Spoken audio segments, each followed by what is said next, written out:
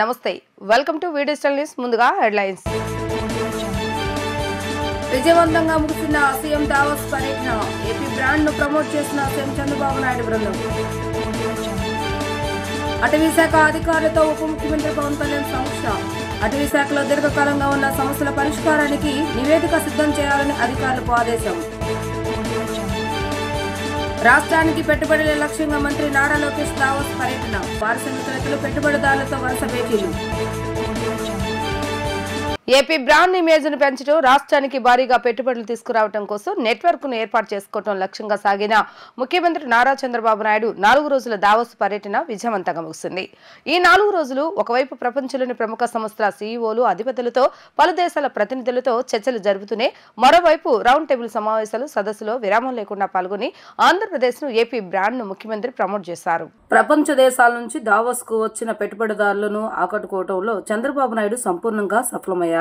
వివిధ రంగాలకు చెందిన దాదాపు 15 ప్రపంచ అత్యున్నత వాణిజ్య సంస్థల అధిపతులతో సమావేశమై ఆంధ్రప్రదేశ్ లో పెట్టుబడులకు ఉన్న అనుకూలతలను వివరించారు. వాణిజ్య అభివృద్ధికి పారిశ్రామికవేత్తల కోసం రాష్ట్రం కొత్తగా తీసుకొచ్చిన పాలసీలు, స్వర్ణాంధ్ర 2047 ప్రణాళికలు, పెట్టుబడిదారులకు రాష్ట్ర ప్రభుత్వం అందజేస్తున్న సహాయ సహకారాల గురించి వివరించారు. రాష్ట్రానికి వచ్చి అనుకూలతలను ప్రత్యక్షంగా పరిశీలించాలని వారిని ఆహ్వానించారు. దీంతో పలు ప్రముఖుల సంస్థలు రాష్ట్రంలో తమ ప్రాజెక్టులు నెలకొల్పేందుకు ఆసక్తి కనబర్చాయి. స్వయంగా రాష్ట్రంలో పర్యటించి పెట్టుబడుల అంశాలను ముందుకు తీసుకెళ్లేందుకు ఆయా సంస్థలు సంసిద్ధతను వ్యక్తం చేశాయి. వరల్డ్ ఎకనామిక్ ఫోరం సదస్సు తొలి రోజు పర్యటనలో ముందుగా జూరిచ్లోని హిల్టన్ హోటల్లో స్విట్జర్లాండ్లోని భారత అంబాసిడర్ మృదుల్ కుమార్తో సమావేశమై రాష్ట్రానికి స్విట్జర్లాండ్ నుంచి పెట్టుబడులకు ఉన్న అవకాశాలపై చర్చించారు. ఆంధ్రప్రదేశ్ లో ఫార్మాస్యూటికల్స్, మెడికల్ డివైజ్లు, టెక్నికల్, టెక్స్టైల్స్, రైల్ కాంపోనెంట్ వంటి తయారీ రంగంలో విస్తృతంగా అవకాశాలు ఉన్నాయని ముఖ్యమంత్రి తెలిపారు.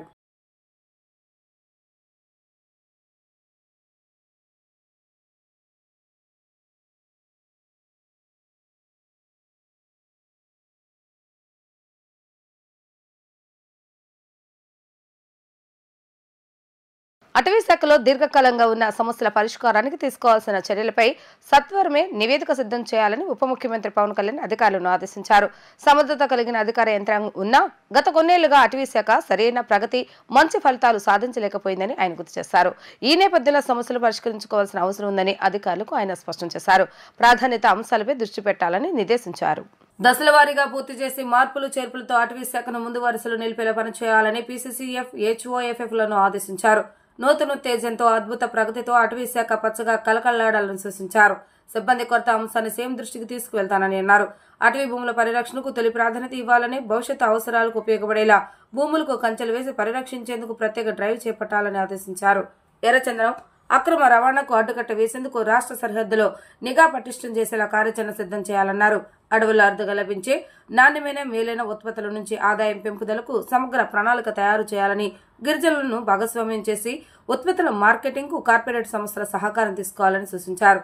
రాష్ట్రం 50% పచ్చదనం సాధించే దిశగా ముందుకు వెళ్లాలని, నగర వనాలు, ఏకో టూరిజం అభివృద్ధికి, కల్ప ఉత్పత్తికి పెంపుదలకు ప్రత్యేక ప్రణాళిక రూపొందించాలని అధికారులకు డిప్యూటీ సీఎం పవన్ కళ్యాణ్ దిశానిర్దేశం చేశారు. రాష్ట్రంలో టైర్ల తయారీ యూనిట్ ఏర్పాటు, గ్రీన్ హైడ్రోజన్ రంగంలో పెట్టుబడులు, స్విస్ సాంకేతిక సహాయం తదితర అంశాలపై మంత్రి నారా లోకేష్ పెట్టుబడుల వేట కొనసాగించారు. ఆంధ్రప్రదేశ్ లో పెట్టుబడులు పెట్టడానికి ఉన్న అవకాశాలను వారికి వివరించారు. భారతీయ కాలమానం ప్రకారం అర్ధరాత్రి దాటే వరకు ఆయన వివిధ రంగాల పారిశ్రామికవేత్తలతో లోకేష్ భేటీలు కొనసాగాయి. ఏపీలో టైర్ల తయారీ యూనిట్ ను ఏర్పాటు చేయాలని Apollo Tyres vice chairman Neeraj Kanwar కు మంత్రి లోకేష్ విజ్ఞప్తి చేశారు. ఆటోమోటివ్ పరిశ్రమలో శరవేగంగా అభివృద్ధి చెందుతున్న ఆంధ్రప్రదేశ్ లో కొత్త టైర్ తయారీ యూనిట్ ను ఏర్పాటు చేయాలని కోరారు. టైర్ టెక్నాలజీ ఆవిష్కరణలు రాష్ట్ర నాలెడ్జ్ ఎకానమీకి దోహదపడేలా రాష్ట్రంలో R&D కేంద్రాన్ని ఏర్పాటు చేయాలన్నారు.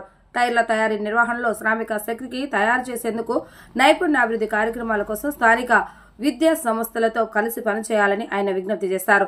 స్థిరమైన సప్లై చైన్ నిర్ధారణ, స్థానిక వ్యవసాయ రంగానికి మద్దతు ఇవ్వడానికి రబ్బరు తోటలు ప్రాసెసింగ్ కోసం మౌలిక సదుపాయాల్లో పెట్టుబడులు పెట్టాలని లోకేష్ కోరారు. ఏపీలో పర్యావరణ సుస్థిరత, సమాజ అభివృద్ధిపై ప్రభుత్వం దృష్టి సారించిందని చెప్పారు. అందుకే కార్పొరేటర్ సామాజిక బాధ్యత కార్యక్రమాల్లో పాల్గొనాలని ఆయన కోరారు. ఏపీ ప్రభుత్వ విజ్ఞప్తులపై సహచర ఎగ్జిక్యూటివ్లతో చర్చించి నిర్ణయం తీసుకుంటామని Apollo Tyres vice chairman Neeraj Kanwar తెలిపారు.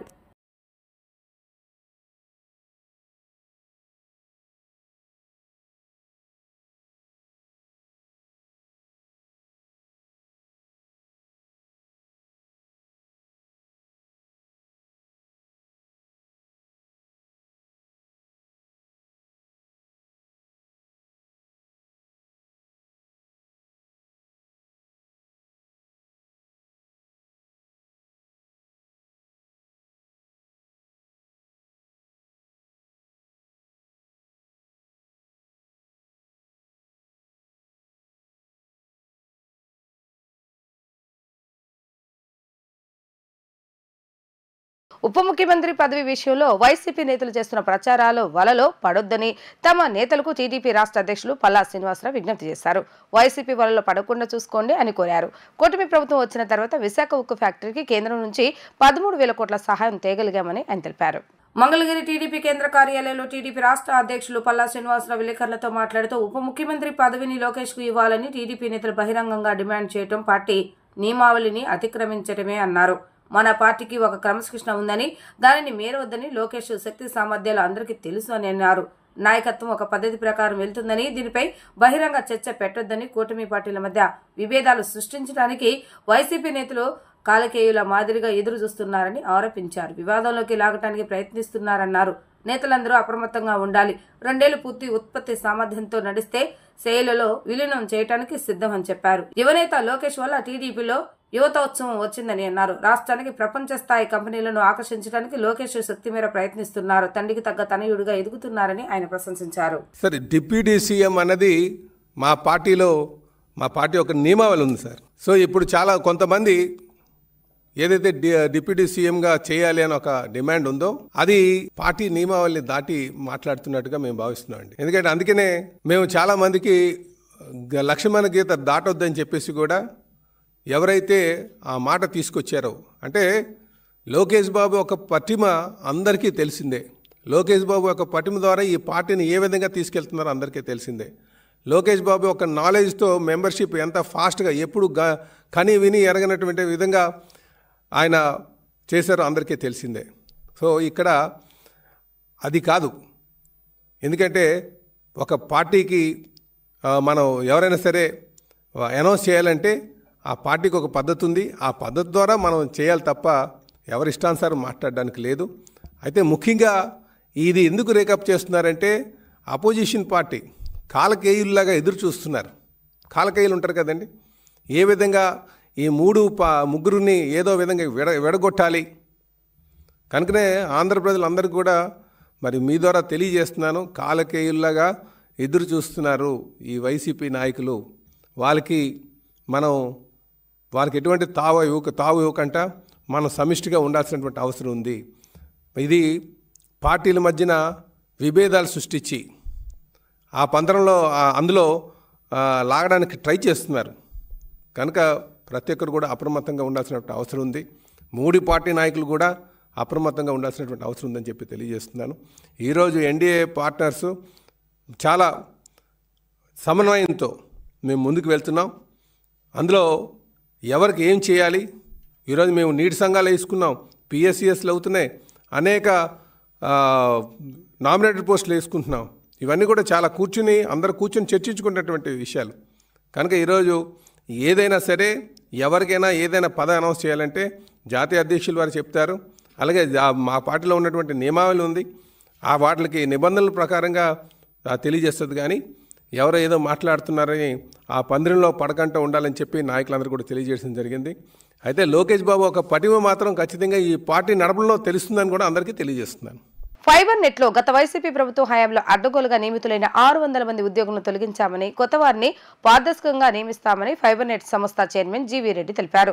జిల్లాలోని ఫైబర్ నెట్ మేనేజర్లు, ఎగ్జిక్యూటివ్లలో 50% మంది మీద ఆరోపణలు రుజువైతే వారిని తొలగిస్తామని ఆయన తెలిపారు. ఫైబర్ నెట్ కేంద్ర కార్యాలయంలో ఏర్పాటు చేసిన విలేకరుల సమావేశంలో ఫైబర్ నెట్ సంస్థ చైర్మన్ జీవీ రెడ్డి మాట్లాడుతూ, రాజకీయాలకు తావు లేకుండా నోటిఫికేషన్ జారీ చేసి పారదర్శకంగా ఫైబర్ నెట్ లోని ఖాళీలను భర్తీ చేస్తామని అన్నారు. కేబుల్ ఆపరేటర్లపై కక్షపూరితంగా 2019-24 దాకా దాదాపు 100 కోట్ల దాకా వేసిన జరిమానాలు రద్దు చేస్తున్నామని అన్నారు. కనెక్షన్లపై వసూలు చేసిన అదనపు రేట్లను రద్దు చేస్తున్నామని అన్నారు. ప్రతిపాదనలు వస్తే టీటీడీకి ఉచితంగా ఫైబర్ నెట్ కనెక్షన్లు ఇచ్చేందుకు సిద్ధంగా ఉన్నామని పేర్కొన్నారు. జిల్లాలోని నెట్వర్క్ మేనేజర్లు, ఎగ్జిక్యూటివ్లలో 50% మంది మీద ఆరోపణలు రుజువైతే వారిని తొలగిస్తామని ఆయన తెలిపారు. సంస్థ పురోగతి గురించి కూడా చెప్తాను. సంస్థలో గత 5 సంవత్సరాలు ఎన్ని ఘోరాల నేరాలు అంటే జరిగిన, అసలు కొన్ని ఊహ కూడా అందనటువంటి ఘోరాల నేరాలు జరగడం జరిగింది. అంటే ఒక ప్రభుత్వ రంగ సంస్థలు ఇలాంటివి ఇంత ఘోరాల నేరాలు కూడా చేస్తారా, ఊహ కూడా అందనంత దారుణంగా చేయడం జరిగింది. అవన్నీ కూడా నేను డెఫినెట్గా ఒక్కొక్కటి ప్రజల ముందుకు తీసుకొస్తాను. అదేవిధంగా సంస్థను కూడా అభివృద్ధి పదంలో తీసుకెళ్తాం డెఫినెట్గా. పెట్టుబడులు అంటే సిస్కోకు సంబంధించి ఈరోజు శ్రీ నారా చంద్రబాబు నాయుడుతో కలిసి వాళ్ళు చర్చించడం జరిగింది. దాంతో మాకు ఛానల్ పార్ట్నర్స్ అన్నమాట సిస్కో సంస్థ వాళ్ళు. సో దానికి సంబంధించి ఉంటుంది. సో ఈ మొత్తం కూడా ఏది వచ్చినా కూడా మేము మా సంస్థతో లింక్ ఉంది. ఎందుకంటే ఈ మొత్తం కూడా ఇప్పుడు ఆర్టిఫిషియల్ ఇంటెలిజెన్స్ కావచ్చు, డేటా సెంటర్స్ కావచ్చు, ఐఓటీ ఇంటర్నెట్ ఆన్ థింగ్స్ కావచ్చు, ఇవన్నీ కూడా ఆపరేట్ అవ్వాలంటే ఈరోజు మీకు తెలిసిన ఇంటర్నెట్ మీద మొత్తం ఆపరేట్ అవ్వాల్సింది. దానికి ఈరోజు నేను చెప్తున్నాను ది బెస్ట్ వరల్డ్లోనే నేను చెప్పగలుగుతాను ది బెస్ట్ ఫైబర్ నెట్ సమస్య. ఎందుకంటే ఈరోజు ఇది ఆప్టికల్ ఫైబర్ కేబుల్ ద్వారా ఇచ్చేటువంటి ఫైబర్ కేబుల్ ద్వారా మేము ఇంటర్నెట్ అవి ఇస్తున్నాం. ఈరోజు మీరు సింగపూర్లో చూసుకున్నప్పటికి కూడా మన సింగపూర్ కంటే కూడా వరల్డ్లో బెస్ట్ అంటారు కదా సింగపూర్ టెక్నాలజీలో, దానికంటే బెస్ట్ టెక్నాలజీ మన దగ్గర ఉంది. 24F కేబుల్ కావచ్చు, ఆప్టికల్ ఫైబర్ కేబుల్ కావచ్చు, 78,000 కిలోమీటర్లు కేబుల్ వేయటం కావచ్చు. ప్రతి గ్రామానికి మారుమూల గ్రామాలకు కూడా దాదాపు 16,000 పైగా చిరుకున్న గ్రామాలకి ప్రతి గ్రామానికి కూడా ఈ ఆప్టికల్ ఫైబర్ కేబుల్ వేయడం జరిగింది. ది బెస్ట్ ఇంటర్నెట్ స్పీడ్ కూడా ఇస్తాము. సో అందుకని చెప్పేసి ఎక్కడ ఎవరితో పోల్చుకున్నా కూడా మనది బెస్ట్.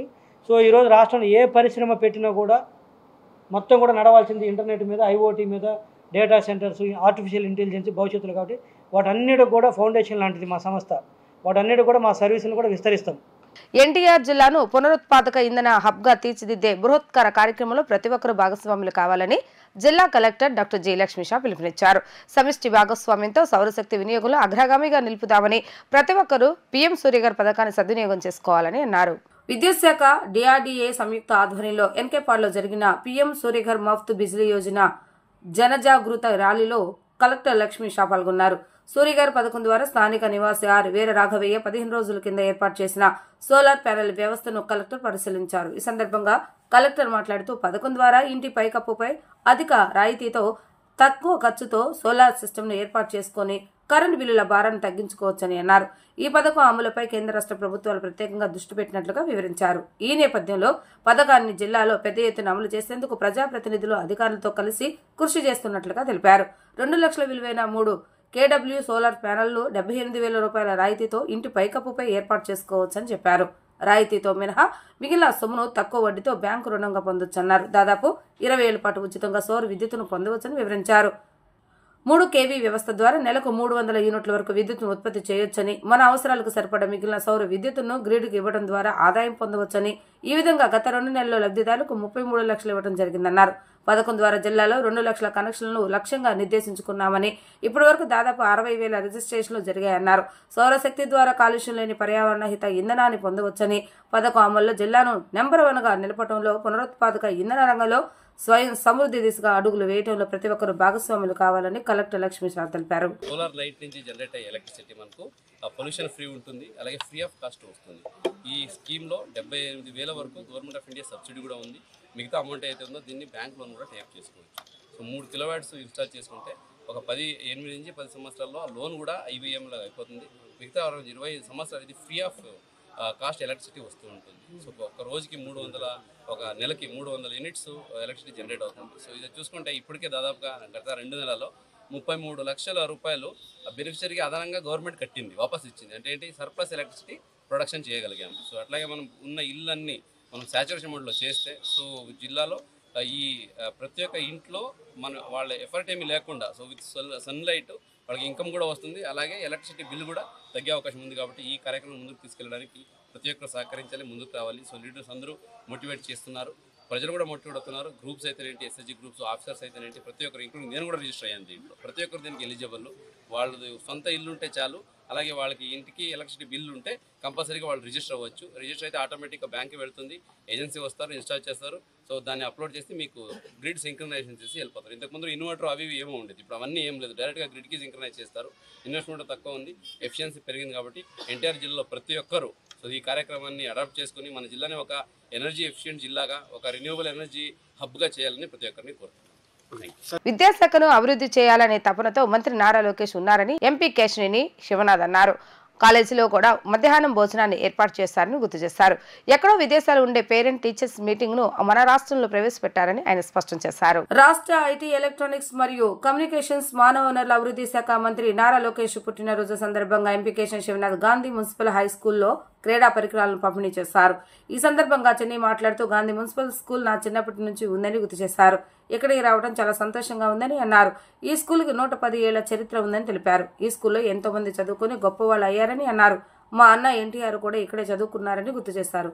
నాకు ఇష్టమైన వారిలో లోకేష్ ఒకరు అని, ఆయన సీఎం కొడుకు అనే గర్వం ఉండదని, చాలా సింపుల్ గా ఉంటారని అన్నారు.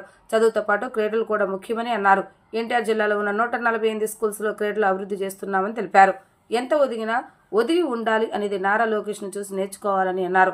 లోకేష్ ఎక్కడ ఓడిపోయారో అక్కడే అధిక మెజారిటీతో విజయం సాధించారని ఆయన ప్రశంసించారు.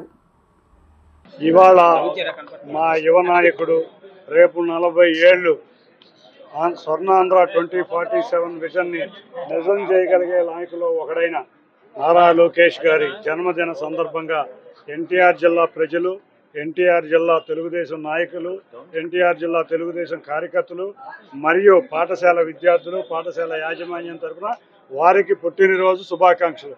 అందరికీ ఒకటే, నారా లోకేష్ గారు అంటేనే ఒక స్ఫూర్తి.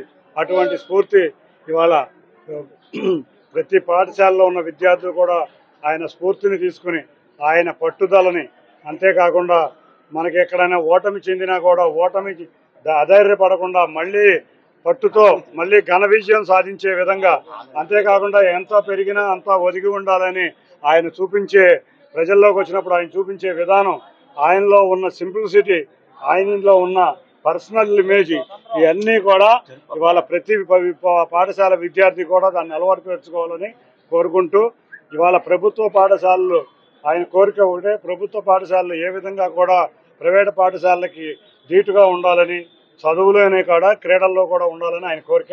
అదేవిధంగా ఆ కోరిక ప్రకారం ఆయన ఎక్కడో ఉండే హైదరాబాద్లో ఉండే పేరెంట్ టీచర్స్ మీట్ని వాళ్ళ విజయవాడకు తీసుకొచ్చి ఆంధ్రప్రదేశ్లో ఉన్న అన్ని ప్రభుత్వ పాఠశాలలో ప్రవేశపెట్టడం జరిగింది. అంతేకాకుండా మధ్యాహ్నం భోజన పథకం జూనియర్ కాలేజీల్లో ప్రవేశపెట్టడం జరిగింది. రేపు రాబోయే కాలంలో ప్రతి ప్రభుత్వ పాఠశాలలోని ఇన్ఫ్రాస్ట్రక్చర్ మెరుగుపరిచే విధంగా చేయబోతున్నాం. దాంట్లో భాగంగా నేను కూడా నా సొంత నిధులతో వారి స్ఫూర్తిని అనుసరించి, మీరు చూస్తే ఆయన మంగళగిరిలో ఎన్నో కార్యక్రమాలు చేస్తారు విద్యార్థులకు సరిపడా. నిన్నే చూస్తే క్రికెట్ లీగ్స్ పెడతారు, రకరకాల క్రీడా ప్రాంగణాలు పెడతారు. వారి స్ఫూర్తిని అనుసరించి 147 స్కూళ్ళు ప్రభుత్వ పాఠశాలలో క్రీడా ప్రాంగణాలను క్లీన్ చేయడమే కాకుండా ఇవాళ ఆయన బర్త్డే సందర్భంగా 147 స్కూళ్ళకి 8 క్రీడా పరికరాలకు సంబంధించిన కిట్లని అందజేస్తున్నాం. త్వరలో క్రికెట్ కిట్లు కూడా అందజేస్తాం. ఆంధ్రప్రదేశ్లో ఉన్న ప్రతి ప్రభుత్వ పాఠశాల క్రీడల్లో కానీ విద్యలో కానీ ప్రైవేట్ పాఠశాలకు పోటీగా ఉండాలని మేమందరం కోరుకుంటున్నాం. తప్పకుండా ఆ రోజు ఒక సంవత్సరంన్నరలో రాబోతుందని మీ అందరికీ తెలియజేసుకుంటా, విద్యార్థులకి ఒక్కడే తెలియజేస్తున్నా, అతన్ని స్ఫూర్తిగా తీసుకుని మీ భవిష్యత్తు బాగుండాలని కోరుకుంటున్నాను. Thank you. రాష్ట్రంలో ప్రజల నుండి వచ్చే ఫిర్యాదులు, అర్జీలను సకాలంలో హేతుబద్ధంగా పరిష్కరించాలని రాష్ట్ర ప్రభుత్వ ప్రధాన కార్యదర్శి కె విజయానంద్ కార్యదర్శులు, శాఖాధిపతులు, జిల్లా కలెక్టర్లను ఆదేశించారు. జీఎస్టీపీకి పర్ఫార్మెన్స్ ఇండికేటర్లు, కలెక్టర్లు సమావేశం, గ్రీవియన్స్ రెడ్రెసల్, కులగణపై సోషల్ ఆడిట్, ప్రభుత్వ పథకాలు, ప్రాజెక్టులపై కార్యదర్శుల ద్వారా కలెక్టర్లకు పూర్తి అవగాహన కల్పించడం వంటి అంశాలపై రాష్ట్ర సచివాలయంలో సంబంధిత శాఖల కార్యదర్శులతో ఆయన సమీక్షించారు. ఈ సందర్భంగా ముందుగా ప్రజా ఫిర్యాదుల పరిష్కారానికి సంబంధించి సీఎస్ మాట్లాడుతూ, ప్రజల నుండి వచ్చే ఫిర్యాదులు, అర్జీలను నిర్దిష్ట వ్యవధిలోగా హేతుబద్ధంగా సక్రమంగా పరిష్కరించాలని కార్యదర్శులు, శాఖాధిపతులు, కలెక్టర్లకు స్పష్టం చేశారు. ఆర్థికేతర అంశాలకు సంబంధించిన ఫిర్యాదులను జాప్యం లేకుండా వెంటనే పరిష్కరించాలని ఆదేశించారు.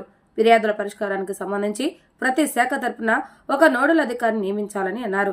ప్రజా ఫిర్యాదులను ఏ విధంగా పరిష్కరిస్తుంది, అక్కడికక్కడ శాంపిల్ తనిఖీలు చేయడం జరుగుతుందని సీఎస్ విజయానంద్ స్పష్టం చేశారు.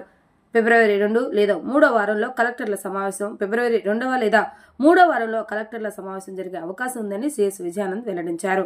కలెక్టర్ల సమావేశానికి సంబంధించి ఆయా శాఖలకు సంబంధించిన కార్యక్రమాలు, పథకాలకు చెందిన పూర్తి వివరాలతో కూడిన సమాచారాన్ని కలెక్టర్ల సమావేశానికి వారం రోజుల ముందుగానే జిల్లా కలెక్టర్లకు అందజేయాలని కార్యదర్శులను ఆదేశించారు. వివిధ శాఖల్లో అమలయ్యే పథకాలు, కార్యక్రమాలపై అధ్యయనం చేసి పూర్తి అవగాహనతో జిల్లా కలెక్టర్లు కలెక్టర్ల సమావేశానికి హాజరై చర్చించేందుకు అవకాశం ఉంటుందని అన్నారు. ఇందుకు సంబంధించి సీసీఎల్ఏ వివిధ శాఖల కార్యదర్శుల నుండి సమాచారాన్ని సేకరించి క్రోడీకరించి కలెక్టర్లకు అందించాలని చెప్పారు. ప్రభుత్వ విజన్ కు అనుగుణంగా రాష్ట్ర, జిల్లా అధికార యంత్రాంగమంతా మరింత సమర్థవంతంగా, వేగవంతంగా పనిచేయవలసిన అవసరం ఉందని సిఎస్ విజయానంద్ కార్యదర్శులకు స్పష్టం చేశారు. స్వర్ణాంధ్ర 2047 నాటికి 15% వృద్ధి రేటు సాధనే లక్ష్యంగా అందరూ పనిచేయాలని, రాష్ట్రంలో స్వర్ణాంధ్ర 2047 విజన్ లో భాగంగా 15% వృద్ధి రేటే సాధనగా లక్ష్యంగా అన్ని ప్రభుత్వ శాఖలు మరింత సమర్థవంతంగా పనిచేయవలసిన అవసరం ఉందని సిఎస్ విజయానంద్ పేర్కొన్నారు. ఇందుకు సంబంధించి ఇప్పటికే ప్రణాళిక శాఖల వారీగా, సెక్టార్ల వారీగా, జిల్లాల వారీగా డేటాను సిద్ధం చేయడం జరిగిందని, ఆ డేటా అంతటినీ కార్యదర్శులు, కలెక్టర్లకు పంపడం జరుగుతుందని తెలిపారు. సుమారు 525కి పర్ఫార్మెన్స్ ఇండికేటర్లను గుర్తించడం జరిగిందని, వాటి పూర్తి లక్ష్య సాధనకు ఆయా శాఖలు కృషి చేయవలసిన అవసరం ఉందని ఆయన చెప్పారు. ఎస్సీ కేటరైజేషన్పై ఏకసభ్య కమిషన్కు ఈ నెల 27లోగా పూర్తిగా వివరాలు అందించాలన్నారు. ఎస్సీ కేటరైజేషన్ కు సంబంధించి ఏకసభ్య కమిషన్ రాష్ట్రంలో వివిధ జిల్లాల్లో పర్యటిస్తున్నందున అందుకు సంబంధించి అన్ని శాఖల పూర్తి వివరాలను ఈ నెల 27వ తేదీలోగా సాంఘిక సంక్షేమ శాఖ డైరెక్టర్ కు అందజేయాలని సిఎస్ విజయానంద్ ఆదేశించారు. ప్రభుత్వ పథకాలు కార్యక్రమాలపై కార్యదర్శుల ద్వారా కలెక్టర్లకు అవగాహన కల్పించాలి. రాష్ట్రంలో ప్రభుత్వం వివిధ శాఖల ద్వారా అమలు చేస్తున్న కార్యక్రమాలు, పథకాలు, వినూత్న పథకాలపై జిల్లా కలెక్టర్లకు పూర్తిగా అవగాహన ఉండేందుకు వీలుగా ప్రతి శనివారం 2 శాఖల కార్యదర్శులు వారి శాఖలకు సంబంధించిన పథకాలు, కార్యక్రమాలపై కలెక్టర్లకు వర్చువల్ విధానంలో పూర్తి స్థాయిలో అవగాహన కల్పించేందుకు చర్యలు తీసుకోవాలని సిఎస్ విజయానంద్ చెప్పారు. ఇందుకు సంబంధించి 11 వారాలకు సంబంధించి తాత్కాలిక షెడ్యూల్ను రూపొందించామని, దీనిపై తగిన సూచనలు, సలహాలు ఇస్తే వాటిని పరిశీలించి తుది షెడ్యూల్ను రూపొందించి తెలియజేస్తామని అన్నారు. ఒక సైకిల్ పూర్తయ్యాక మరొక సైకిల్ షెడ్యూల్ను సిద్ధం చేయడం జరుగుతుందని చెప్పారు.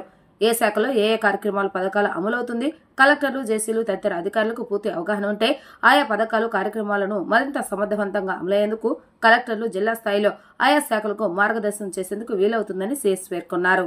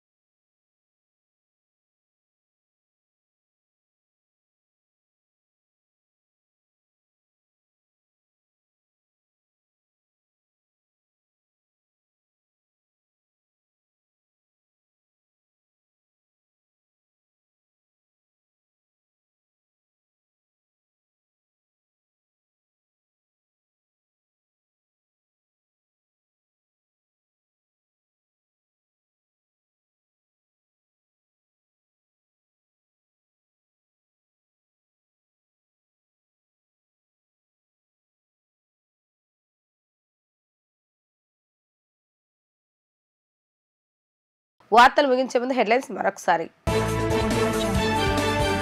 విజయవంతంగా ముగిసిన సీఎం దావోస్ పర్యటన, ఏపీ బ్రాండ్ ను ప్రమోట్ చేసిన సీఎం చంద్రబాబు నాయుడు బృందం. అటవీ శాఖ అధికారులతో ఉప ముఖ్యమంత్రి పవన్ కళ్యాణ్ సమీక్ష. అటవీ శాఖలో దీర్ఘకాలంగా ఉన్న సమస్యల పరిష్కారానికి నివేదిక సిద్ధం చేయాలని అధికారులకు ఆదేశం. రాష్ట్రానికి పెట్టుబడుల లక్ష్యంగా మంత్రి నారా లోకేష్ దావోస్ పర్యటన, పారిశ్రామికవేత్తలు, పెట్టుబడిదారులతో వరుస భేటీలు. ఇవి ఈ రోజు వార్తా విశేషాలు. మరలా 3 ప్రసార వార్తలు మళ్ళీ కలుద్దాం. అంతవరకు సెలవు. నమస్కారం.